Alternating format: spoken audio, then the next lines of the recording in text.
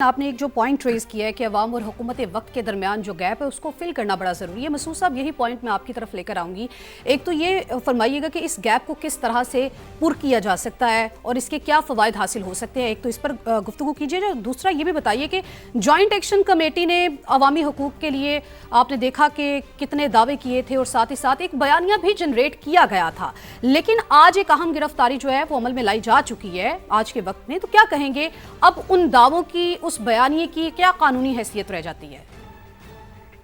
جی بہت شکریہ۔ دیکھیں کہ انڈیا کی ایک ہسٹری رہی ہے، اگر آپ کو یاد ہو کہ جب پی ٹی ایم کو لانچ کیا گیا اور آنن فانن ایک دم پی ٹی ایم لانچ ہوئی اور اسی دن سے ہم نے دیکھا 5,000 اکاؤنٹ بن گیا افغانستان میں۔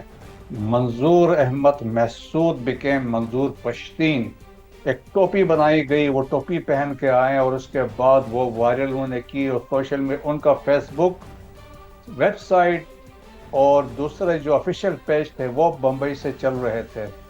اس طریقے سے انڈیا ان کو یوز کرتا ہے، پی ٹی ایم کو۔ پھر ہم نے بلوچستان کمیٹی کو دیکھا، وہ بھی اسی طریقے سے یوز ہوئی۔ پھر جب جوائنٹ ایکشن کمیٹی آئی تو اب تو اسٹیبلش ہوا نا کہ یہ بھی اس کے لیے کام کر رہے تھے۔ انڈیا ڈیجیٹل ٹیررزم کروا رہا تھا۔ پہلے ہم نے دیکھا کہ انڈیا نے تمام ڈاکٹرینز بھی پاکستان پہ اپلائی کی، ہم پہ وارز بھی کی ہے، سوئفٹ جنریشن بھی ہے۔ نو اٹ از ہائیبرڈ وارفیئر ہے۔ ہائیبرڈ وارفیئر میں دس از ون کمپوننٹ جو ہے کہ جس میں ڈیجیٹل ٹیررزم ہے، جس میں سوشل میڈیا کا استعمال کیا جا رہا ہے۔ اور جس طریقے سے یہ جو سو کال جو پراکسیز بنے تھے، جو 4 کا ٹولہ تھا، ایک پکڑا گیا ہے، 3 ایسے تھے جو ان کے پیرول پہ تھے، they were getting money from India سے، پیسہ یو کے اور یو کے سے یہاں آ رہا تھا، اور جس میں ان کو نریٹیوز دیے گئے۔ اور دیکھیں کیا تھا، فوکس کیا کر رہے تھے، اسٹیٹ آف پاکستان اور اداروں پہ فوکس کر رہے تھے، پاکستان آرمی پہ فوکس کر رہے تھے، انٹر سروسز انٹیلیجنس پہ فوکس کر رہے تھے۔ کنسپٹ کیا تھا، بس تو ایک ملائن کرنا۔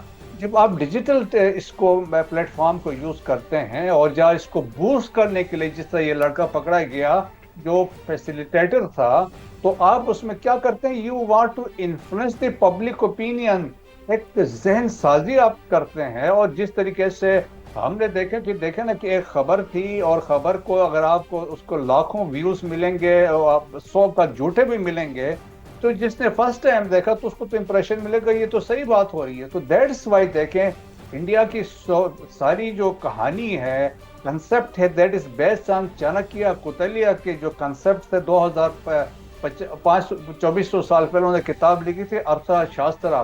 اس میں دیر واز ون فلاسفی یا ایک تھیوری اس نے دی تھی، منڈیلا تھیوری، جس میں انہوں نے کہا تھا اپنے دشمن کے ہمسائے کے ساتھ تعلقات اسٹیبلش کرو۔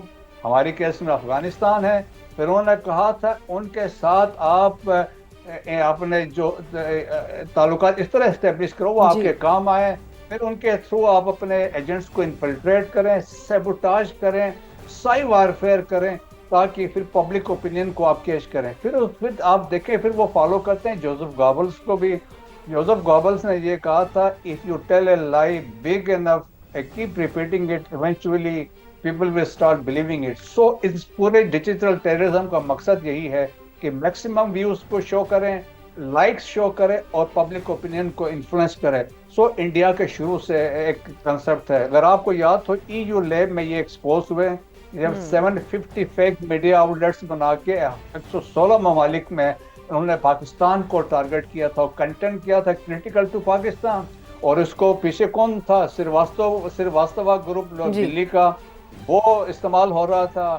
ANI دیکھیں جو سب سے بڑا نیوز ان کا ادارہ ہے انڈیا کا، ایشیا نیوز انٹرنیشنل، وہ basically in fake out let's say خبر بنا کے مین سٹریم میڈیا کو فیڈ کرا۔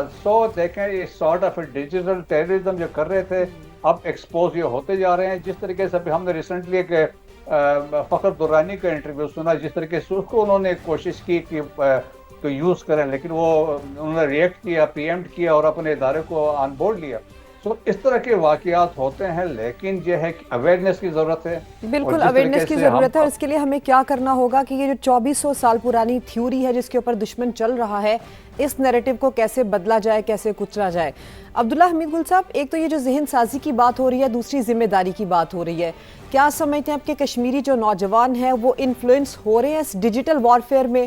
اور دوسری بات یہ کہ ہمارے انفارمیشن منسٹر خود یہ کہہ رہے ہیں کہ جب تانے بانے بھارت سے مل رہے ہیں اور اس کے اسٹرانگ ایویڈنس بھی ہمارے پاس ہیں, تو پھر ایسے میں ہماری کیا ذمہ داری بنتی ہے؟ دیکھیں سدرا میر صاحبہ, کنیز فاطمہ صاحبہ, بات سیدھی سی ہے. انڈیا ہمارا دشمن ہے, دوست نہیں ہے. اس سے آپ کیا ایکسپیکٹ کر سکتے ہیں کہ وہ پاکستان کے لیے خیر سگالی کا پیغام دے گا یا پاکستان کی ترقی کے اوپر تالیاں بجائے گا؟ تو ایسا تو ممکن نہیں ہے. انہوں نے operation sindoor 2, operation ترشول, operation Mahadev یہ جاری رکھا ہوا ہے. اور چانکیہ کا جو فارمولا ہے جس کے اندر آپ کا پڑوسی آپ کا دشمن اور پڑوسی کا پڑوسی آپ کا دوست ہوتا ہے, اس کے اوپر وہ عمل پیرا ہیں. آج کے نہیں ہیں بلکہ جب سے پاکستان مارد وجود میں آیا ہے تب سے ہے. اب اس کے لیے جو ڈسکنیکٹ ہے, اور بالکل یہ نوجوان متاثر ہو رہے ہیں. اگر یہ متاثر نہ ہو رہے ہوتے تو آپ مجھے بتائیں کہ کشمیر کے اندر الیکشن 3 فیز میں کرانے کو کیسے ضرورت پڑتی تھی, جبکہ قانون تو یہ کہتا ہے کہ آپ ایک وقت میں کریں, کیونکہ پولیٹیکل پارٹیز مجھ سمیت وہاں کسی پولیٹیکل پارٹی, چاہے وہ استحکام پاکستان پارٹی ہو یا پیپلز پارٹی یا مسلم لیگ, کسی سے نہیں پوچھا گیا کیونکہ یہ الیکشن کمیشن کا ڈومین نہیں ہے. لیکن ہاؤ ایور وہاں آپ دیکھیں کہ اس ٹائم پہ پنچ حالات جو ڈویژن ہے اس کے اندر کچھ مسائل ابھی بھی موجود ہیں, اس کو کلیئر کر رہے ہیں, انشاءاللہ ہو بھی جائیں گے. لیکن نوجوان کو انہوں نے ورغلایا تو ہے, اس میں کوئی شک نہیں ہے. لیکن اس سب کے اندر اس کا حل کیا ہے؟ حل یہ ہے کہ جو وہاں موجودہ حکومت تھی, جو پولیٹیکل لیڈرشپ تھی, ان کو کیا لوگوں کے ساتھ رابطہ نہیں رکھنا چاہیے تھا؟ علامہ کیا کہتے ہیں کہ اپنی ملت کے ساتھ رابطہ استوار رکھ, پیوستہ رہ شجر سے امید بہار رکھ. لیکن اگر آپ ان کے ساتھ ان کے کام نہیں کریں گے, اب آپ دیکھیں نا کشمیر کے اندر ایک پائے کا ایک جو دل کا ہسپتال ہے موجود نہیں ہے, اسی طریقے سے کینسر کا ہسپتال نہیں ہے. وہاں لوگوں کو پاکستان کے جب اسلام آباد, لاہور, کراچی, دیگر جگہوں پہ جانا پڑتا ہے. تو مقصد یہ ہے کہ آخر وہ لوگوں کو جب یہ چیزیں بھی دکھائی جاتی ہیں, یعنی کہ ایک جھوٹ جو ہوتا ہے اس کے کہیں نہ کہیں کوئی ڈانڈے ضرور ملائے جاتے ہیں, کیونکہ اگر وہ اس کی بیس ہی نہ ہو اور اس کو بیس لیس جھوٹ ہو تو وہ فوراً پکڑا جاتا ہے.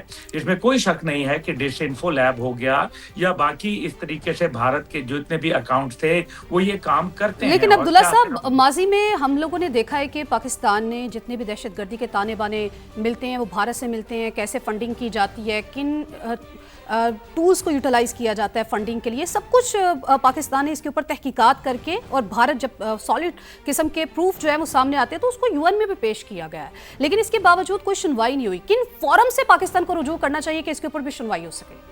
نہیں, میرے خیال میں بھارت کو اس کے اب سرزمین پر جواب دینا پڑے گا. یہ ایک بات بالکل مجھے تو بڑے وضاحت سے نظر آ رہی ہے, کیونکہ آپ کب تک دیکھیے ہم نے کیا ڈوزیر پیش نہیں کیا. میاں نواز شریف صاحب کی حکومت تھی اور غالباً 154 پیج کا ڈوزیر ہم نے پیش کیا تھا بلوچستان میں انوالومنٹ کا UN کے اندر. کیا بنا اس کا؟ آج تک کچھ بھی نہیں بنا.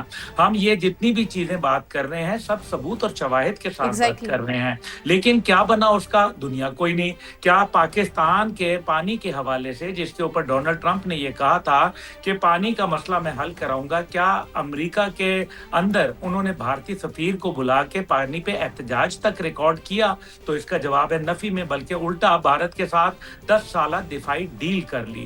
اسی طریقے سے ہم دیکھتے ہیں کہ جو بھی معاملات ہیں, یورپین یونین ہے تو وہ زبانی کلامی دہشت گردی کے خلاف پاکستان کی تعریفیں کرتے ہیں, لیکن جب G7 کا وہاں اجلاس ہوتا ہے تو وہ مقبوضہ کشمیر کے اندر, جو کہ ایکچولی غلط ہے, کیونکہ جب تک کہ وہ ایک ڈسپیوٹڈ ٹیریٹری ہے آپ وہاں کیسے ایک اجلاس منعقد کر لیتے ہیں. لیکن وہاں لیڈرشپ گئی اور اس اجلاس کے اندر بیٹھی, اور یورپین یونین نے ڈیل آف دا سینچری ان کے ساتھ سائن کی, ان کے ساتھ تجارتی معاہدے سائن کیے, اور ایک طرف وہاں اقلیتوں کا ستیہ ناش کر کے رکھ دیا. خود یورپین یونین کی رپورٹس موجود ہیں, امریکن رپورٹس موجود ہیں. ابھی امریکہ کے महकमा इंसाफ ने क्या बोला कि वहां बशनोई गैंग बैठ के वहां दहशतगर्दी फैला रहा है पूरी दुनिया के अंदर। यूरोप, अमेरिका, कनाडा के अंदर 24 लोग गिरफ्तार हुए, लेकिन क्या हुआ? क्या भारत को सरजनिश की गई? नहीं की गई। क्या जाफना के अंदर जो भारत ने किरदार अदा किया, क्या वो दहशतगर्दी नहीं थी? क्या उसने जिस तरीके से म्यांमार के अंदर किया, नेपाल के अंदर रॉयल फैमिली को पूरी की पूरी कत्ल करवा दिया, क्या किसी ने कोई पूछा? आज आप देखें कि तीनों मुल्कों में, यानी कि नेपाल हो गया, श्रीलंका हो गया, बांग्लादेश हो गया, वहां इनकलाब की जो बुनियादी वजह थी वो क्यों थी? वो इंडिया मुखालिफ थी, क्योंकि ये तमाम हुकूमतें इंडिया की तरफ टिल्ड करती थी। और आज कॉकरोच जनता पार्टी इंडिया के ही खिलाफ खड़ी हुई भी है, उस फाशिस्ट सोच के खिलाफ हुई है जो कि आज सिर्फ और सिर्फ चाणक्य का फॉर्मूला जबरदस्ती पड़ोसी लोगों के ऊपर ठोकना चाहते हैं। अब देखना यह है कि ये तो दुश्मन कर रहा है, हमें जो किरदार अदा करना है। देखिए, मैं ये जानता हूं कि ISPR की जानिब से हमें मुतअद्दिद बार देखना पड़ता है कि किस तरीके से प्रेस कॉन्फ्रेंस भी आती है, चीजें आती हैं अल्हम्दुलिल्लाह, और कौम को बहुत सारी रहनुमाई हासिल होती है, बहुत सारे उभाम क्लियर हो जाते हैं। लेकिन क्या प्रेस इंफॉर्मेशन डिपार्टमेंट, जो कि इतना बड़ा डिपार्टमेंट मौजूद है, तो क्या उनका भी जिम्मेदारी बनती है ना कि वो लोगों को गाइड करें, गाहे बगाहे आके नौजवान नस्ल को, बिलखसूस कश्मीर के अंदर बैठ के कि जी ये बिल्कुल दुश्मन अब्दुल्लाह के मीर गुल तालिबान साहब, हैं। आपने ये बिल्कुल दुरुस्त कहा है कि